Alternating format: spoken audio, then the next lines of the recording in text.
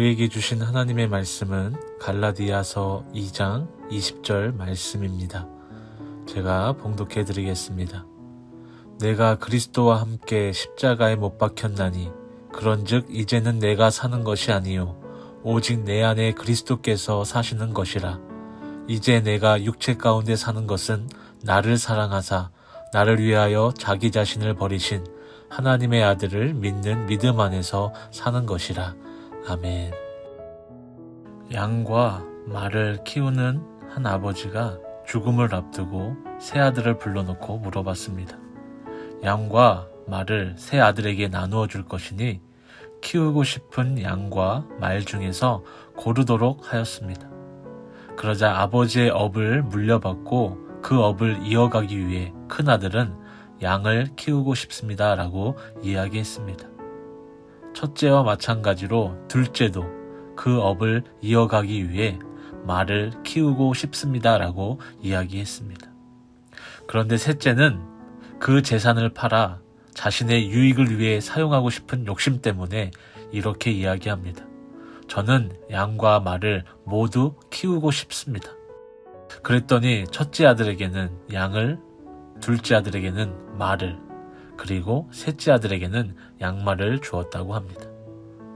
사람의 욕심은 끝이 없는 것 같습니다.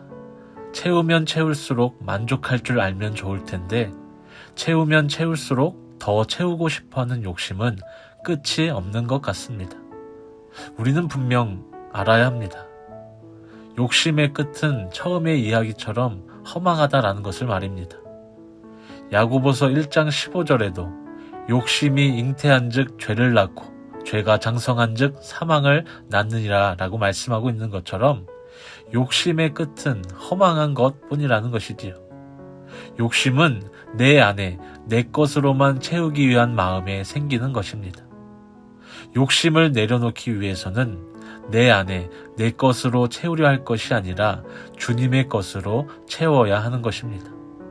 오늘 본문 말씀에 내가 그리스도와 함께 십자가에 못 박혔나니 그런즉 이제는 내가 사는 것이 아니요 오직 내 안에 그리스도께서 사는 것이라 라고 말씀하고 있습니다. 이 말씀은 사도 바울의 고백입니다. 바울은 원래 예수님을 믿는 사람을 핍박하던 사람이었습니다. 자신의 욕심을 채우기 위해서 말이죠.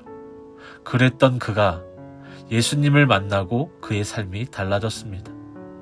예수님을 믿는 사람을 핍박하던 사람에서 핍박받는 믿음의 사람으로 바뀌었습니다. 그때부터 사도 바울은 자신의 것을 비움으로 말미암아 주님의 것으로 채워지게 되었습니다. 그래서 평생토록 주님을 위해서 살았고 지금은 하나님의 나라에서 영원한 삶을 살아가고 있습니다.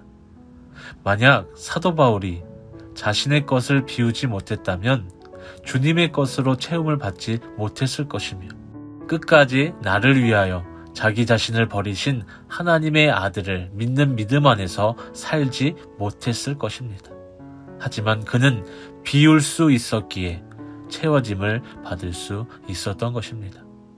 사랑하는 은성교회 성도 여러분, 자신의 것을 채우려는 욕심을 내려놓고 주님의 것으로 채워지기 위해 내 것을 비울 수 있는 삶을 살아갈 수 있으시기를 바랍니다. 마가복음 8장 34절에 누구든지 나를 따라오려거든 자기를 부인하고 자기 십자가를 지고 나를 따를 것이니라 라고 말씀하고 있듯이 내 것을 내려놓고 주님의 것으로 채우기 위해 주님만을 따라갈 수만 있다면 우리의 삶에 하나님의 놀라운 은혜와 축복이 채워지게 될 줄로 믿으시기 바랍니다. 그 은혜와 축복이 저와 여러분들의 삶에 넘치시기를 주님의 이름으로 축복합니다.